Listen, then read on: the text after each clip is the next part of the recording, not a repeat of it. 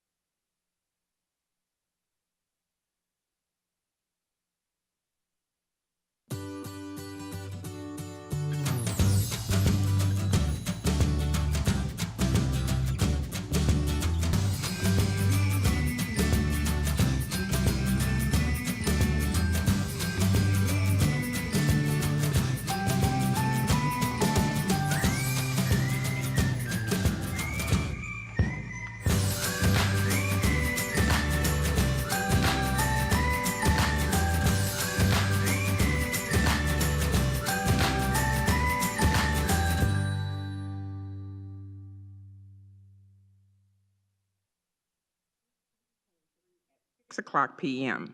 We are at the District Service Center in Cottage Grove, Minnesota.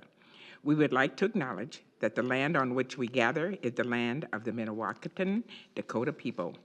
Minnewacan means dwellers of the Spirit Lake. Our first item on the agenda is our roll call. Dana, will you call the roll? Eric Tessmer. Here. Louise Hines. Here. Pat Driscoll. Here. Melinda Doles is absent. Katie Schwartz. Here. Simi Petnaik is absent. Sharon Van Leer. Present. Next, please rise for the Pledge of Allegiance. I pledge Allegiance to the flag of the United States of America and to the republic for which it stands, one nation, under God, indivisible, with liberty and justice for all. Next is 3.0, and that is the approval of our agenda. Can I get a motion to approve the agenda? So move. Moved by Pat and seconded by Eric. Is there any discussion or comments? All those in favor say aye. Aye. All opposed, motion carried. The next item on our agenda is 4.0, comments to the board.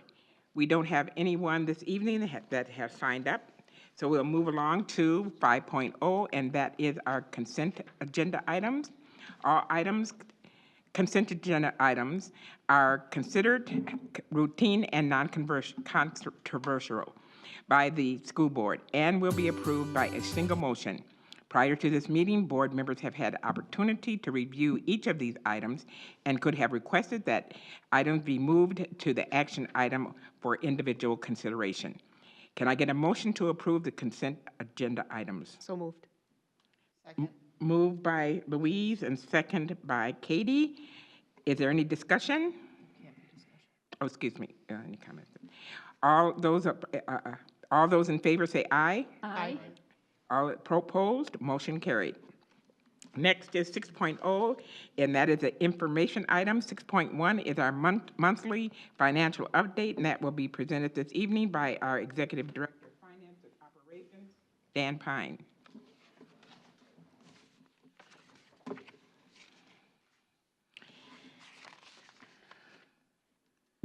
Good evening, Chair Van Leer, members of the school board, Superintendent Nielsen.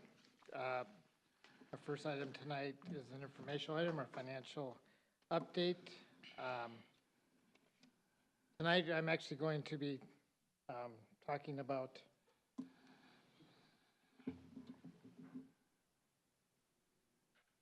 sorry about that. Did I screw this up, Sean? Anyway, today I'm going to talk about capital projects levy. I can't do it. I think, to fulfill our mission, part of our duties are to, seek out as much revenue as possible as we gather our resources, like I said, to fulfill our missions. There we go. So tonight I'll talk about a capital projects levy. And what is a capital projects levy? Well, it's a direct levy done through the county tax system. It's a levy that's approved by voters. And capital projects levies are regulated by statute, and they may only be used for various capital projects. Now, SoWashCo County Schools utilizes capital projects levies for technology purchases, and that's specified in the ballot question. And that's all we can use it for is technology purchases, which includes many different things, as we'll talk about. As I said, our use of this capital project levy is restricted to technology costs. And because a tax rate is approved, not a flat levy amount, initially a flat levy amount is approved, and then the tax rate is calculated based on that flat amount. And as property values go up, more money is collected from that capital projects levy. So the one that we had, and we'll see a little bit of history, was approved for $2 million. Right now it actually produces $2.8 million annually. 2017, the voters approved an increase of our capital projects levy for technology from $1 million a year to $2 million. That levy is still in place, and that right now that's producing $2.8 million because of the increase in property values. 2021, along with a referendum question, the voters were asked to increase the $2 million authority to $5 million. That question failed, losing by 71 votes out of more than 20,000 votes that were cast.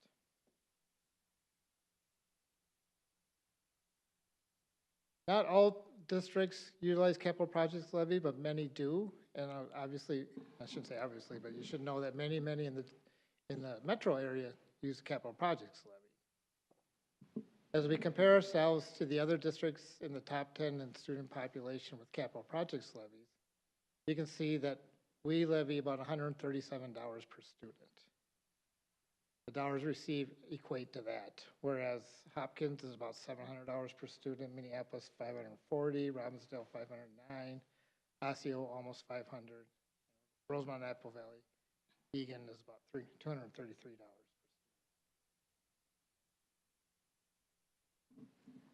So as we connected with community members for feedback about the upcoming bond referendum, safety and security rose to the top of the list of priorities. Safety isn't just physical, it's also digital. As you've heard about some of the school districts that ran into issues with cybersecurity, with cyber threats and breaches.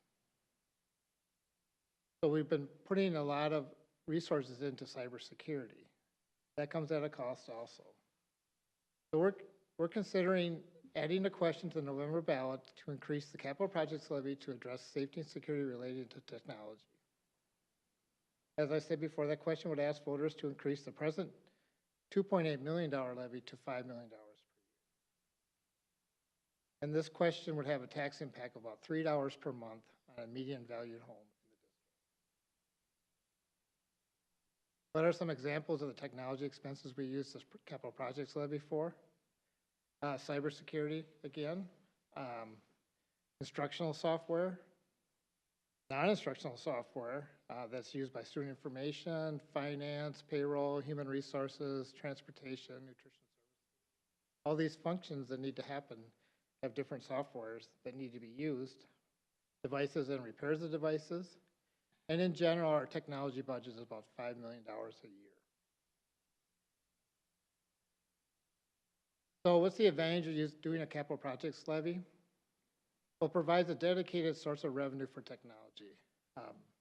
Right now, to get to that $5 million, we take about $2.5 million from the capital projects levy.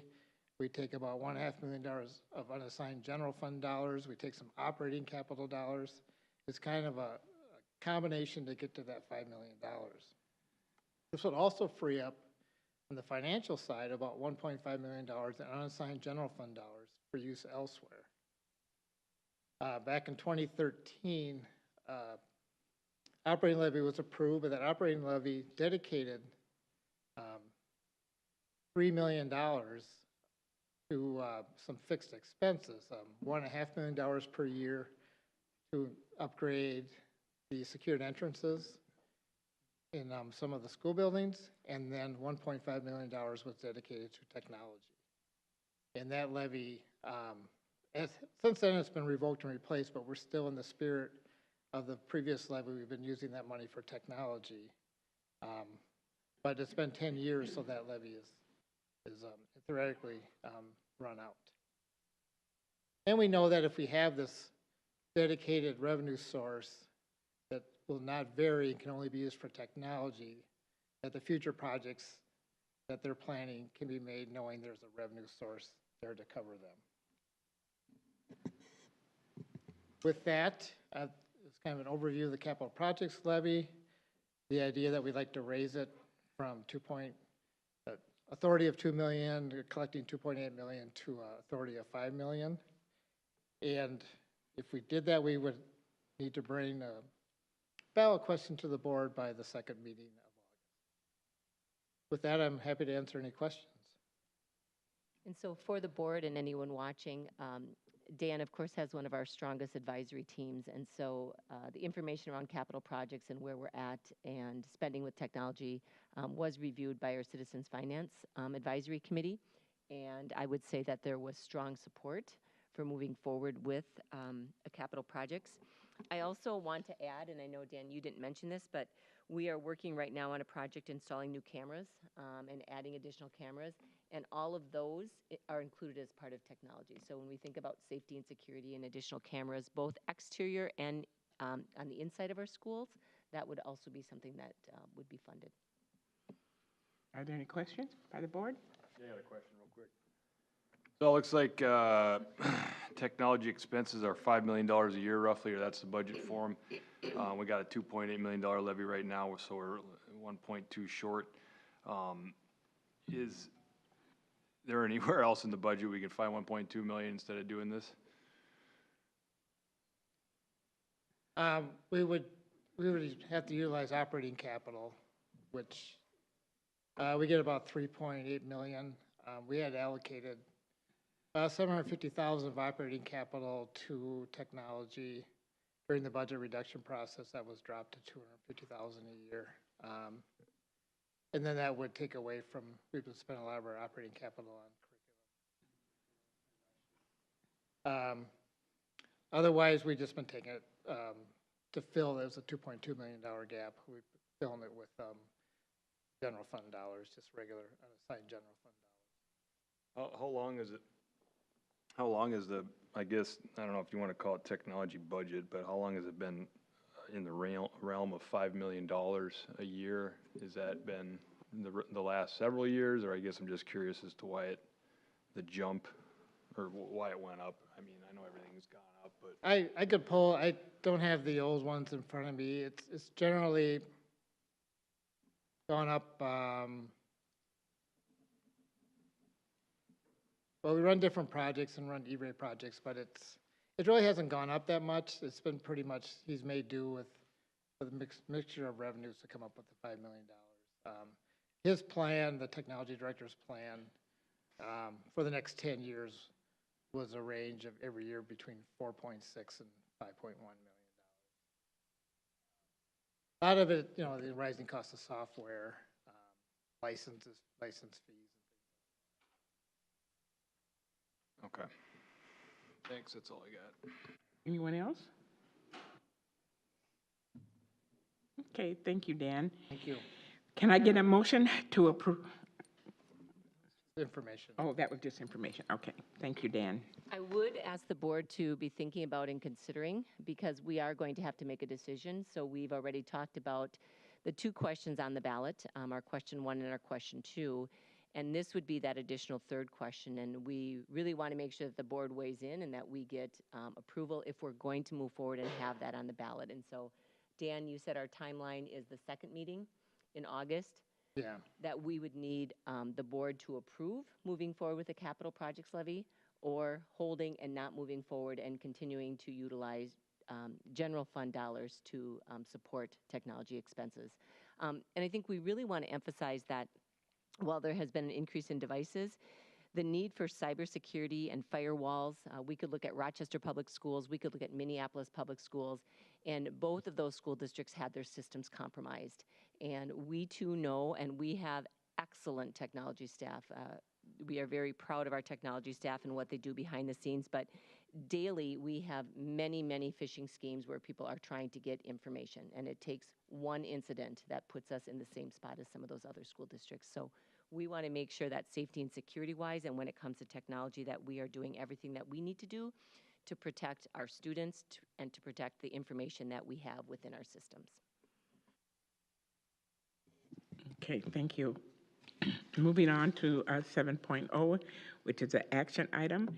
We have 7.1, long-term facilities maintenance, and that is also Dan Pine, Executive Director of Finance and Operations. Good evening again. Every July, we have to, by July 31st, every school district must submit a board-approved long-term facility maintenance plan, which covers 10 years. So as you can imagine, every year we do another 10-year plan, and so it ends up being a rolling plan. Long-term facility maintenance revenue is generated through a combination of levy and aid. LTFM revenue is used to repair and replace existing structures and lands. It may not be used for new construction. As you can imagine, with 26 buildings, there's always a roof to be replaced. There's always parking lots to resurface. There's always boilers to upgrade. A lot of the long-term facility maintenance projects are not very glamorous. They're kind of the guts of the buildings. We repair roofs, parking lots, heating and ventilation systems in classrooms, auditoriums, and other facilities. We generate revenue by bonding, using aid, and using what's called a pay-as-you-go levy. So every 2 years, we issue long-term facility maintenance bonds. And then we're also able to access state aid. And then we have what's called a pay-as-you-go levy, which was just a straight levy of the leftover money needed. And that's approved, these are all approved by the board during the levy process. Like I said, MDE, Minnesota Department of Education, requires us to annually approve a 10-year plan. And we've attached the plan to the agenda. It is kind of complicated. That the first couple pages are really the revenue generation, which doesn't necessarily have to be approved, but that's the one that the state requires us to submit. And then the actual expenditure application will show 10 years of expenditures in long-term facility maintenance, As you can guess, I mean, we're planning ahead, but things can happen in the meantime, then we have to make changes to the plan. That's why it's convenient to be able to just do it every year or two, as we can change future years. But generally, we try to keep the tax rate as level as possible, so we generally are trying to keep our long-term facility maintenance expenses at about $24 million a year. There's different categories in here, but basically, we talk about plumbing and heating, building envelope, roofing, and parking lots. We've also included in the packet what the plan is for next year, so you can get an idea of what it looks like to come up with a plan. So we have one of these spreadsheets for every 10 years, and it's detailed down to where it's going to happen and what's going to happen and what the budgeted dollars are. We have included in the packet a resolution that we ask you to approve. And then before we leave, we want to make sure that the minutes are signed so that I can get this submitted to Minnesota Department of Education next week and hit the July 31st deadline. With that, administration asks for approval of the long-term facility maintenance plan by resolution. Okay. Can I get approval for the resolution? Second? By Katie, second by Pat. Are there any comments, discussion? Okay, this is a resolution. Dana? Eric Tessmer, Yes. Louise Hines, Yes. Pat Driscoll, Yes. Katie Schwartz, Yes. Sharon Van Leer. Yes, this resolution passes. Thank you, Dana. Thank you. Next is 7.2, and that is the Minnesota State High School League resolution. And that will be presented by Christine Schaefer, Assistant Superintendent. Good evening, School Board Chair Van Leer, School Board members, Superintendent Nielsen. I'm here tonight to seek approval for renewing the membership for South Washington County School District and the Minnesota State High School League. We are currently and have been members of the Minnesota State High School League, and each year the league requires school boards to authorize membership for the following year. In your packet, you will see the resolution that is confirming that the school board delegates the following 3 items. Delegates the control, supervision, and regulation of league-sponsored athletic and fine arts activities to the Minnesota State High School League. Delegates the school board to adopt the Minnesota State High School League Constitution, bylaws, rules, and regulations. Delegates that the administration and responsibility for supervising registered activities is assigned to our official school representatives. Also, I would like to confirm that each of you has viewed the Why We Play video that was sent to you electronically and reviewed the Code of Conduct statement. So first, can we get a confirmation that each of you has viewed the video and reviewed the Code of Conduct? Yes. Yes. Okay. And lastly, I would like to seek approval for membership for the 2023-2024 school year with South Washington County School District and the Minnesota State High School League. Okay. Can I get a motion to approve the resolution? So moved. Second. Louise, okay, I was on the wrong roll. Louise and Eric, all right. Is there any discussion or further comments? Okay, hearing none. Dana? Louise Hines, Yes. Pat Driscoll, Yes. Katie Schwartz, Yes. Eric Tessmer, Yes. Sharon Van Leer. Yes. Resolution passes. Thank you. Now we have 7.3, resolution calling for the general election, and that's presented by Dan Pine. A lot of resolutions going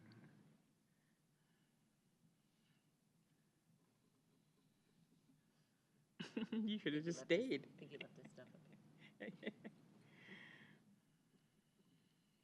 I'm sorry, I couldn't remember which one of us did this one, but once again, we're going to have an election for school board members this fall, and we find it's best in July to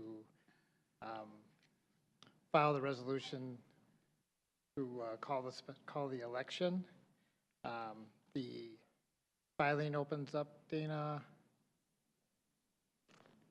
August 1st through August 15th. August 1st, so be best to call for the election before the filing's open. We have legally enough time to do it in August, but we find it best now, so we ask for passage of this resolution. Okay. Can I get a motion to approve the resolution? So move. Second. Moved by Pat, second by Katie. Is there any discussion or comments?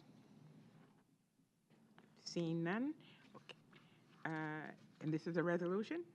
Dana? Pat Driscoll, Yes. Katie Schwartz. Yes. Eric Tessmer, Yes. Louise Hines. Yes. Sharon Van Leer. Yes. Okay, resolution passes. Thank you, Dan. And finally, we have 7.4, activity fees, 510.3, and that's presented by our Superintendent, Julie Nielsen. Thank you. We originally said that July was a policy-free month, and it's not a policy-free month, and we will have even more policies coming to us in August with some of the legislative changes. So with that, this evening, according to Policy 208, asking for approval from the board, being adopted by a majority vote in one reading. And the reason that we're doing that tonight with Policy 510.3, which is Athletics and Activities Fee Schedule, is it was noted that in our fee schedule, it did not include costs for fall dance line and competitive cheer. And anytime we are paying a coach to run a program, we want to make sure, or there needs to be a fee structure to cover the cost of that coach. And so the change to the policy that we are recommending this evening, even though it will come back in August with full language, is that we would add the costs to participate in those two areas. The fall dance line, $70, and competitive cheer, $70 as well. And so we are asking for approval on that revision to the policy this evening. Thank you, Superintendent Nielsen. Can I get a motion to approve the changes? So moved. Second. Moved by Eric, second by Louise. Any discussion? All those in favor? Aye. Opposed? Motion carried. Next is 8.0, and that is our superintendent's report. I feel like I've got about an hour and a half, so let me get started. I know this July meeting is typically shorter. A couple of announcements. First of all, we have, our Human Resources Department is putting on a hiring fair, and everywhere I go, I am the billboard for South Washington County Schools, always looking for opportunities for people to be employed in the district. So July 27th, we will be hosting a job fair. So just to put that out, if anyone is interested, please make sure you check online and certainly show up here at District Service Center. I also don't typically make a note of employees retiring. We have our full retirement banquet, but today we celebrated someone who has been in the district 17 years, and that is Sue Kane in our payroll department. And while many people work and are out in the system bebopping around, that's not Sue. Sue has been behind the scenes for 17 years making sure that we get paid. And it may sound really simple that you punch in a number and people get paid, but when we think about all of the vouchers we do, when we think about extracurricular contracts, when we think about any coverage of additional time for a teacher, for a bus driver, for a custodian, all of that has to be entered in. And so tomorrow will be Sue's last day in the school district after 17 years. She does have an assigned parking space right by mine, and so we're hoping to decorate it, and we thought a little sign like this will forever be Sue's parking space. It was one of those things that we knew when she was at work and when she wasn't. And about 99.9% of the time she was at work. She's gotten so sneaky on weekends that she tries to park on the side so no one sees that she's at work because she doesn't want people to know that she continues to work on the weekends. So when asked what she was going to do on Monday, knowing that tomorrow's her last day, she wasn't quite sure, but she was going to make sure she got up early. And so a special shout out to Sue, someone who has been so dedicated and passionate, and I know that she will continue to help and support the school district. And finally, this week, many of us were out. We celebrated the opening of our Targeted Services programming, which is our summer school for students located at a number of sites. We opened Targeted Services this week along with ESY, which is our extended school year for students receiving special education services. And a reminder for the board members that because these are academic programs, students that participate in those two areas are provided free breakfast and free lunch. And so it was nice to see students already accessing that. I also had the opportunity to visit our Kids Club sites, and a reminder about Kids Club, different because it is a paid program and through community education, that lunch was provided, but the free breakfast and lunch doesn't actually start for non-academic programs until September 1st and when school starts. So it was a great visit. The kids were engaged, they were active, having fun, using technology, reading books, just really a nice variety.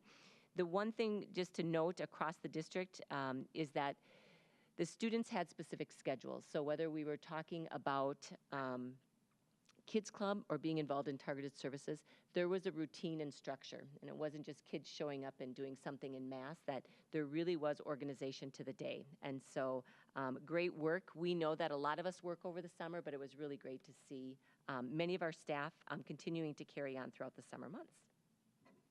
Thank you. Thank you. 9.0 are the future meeting dates.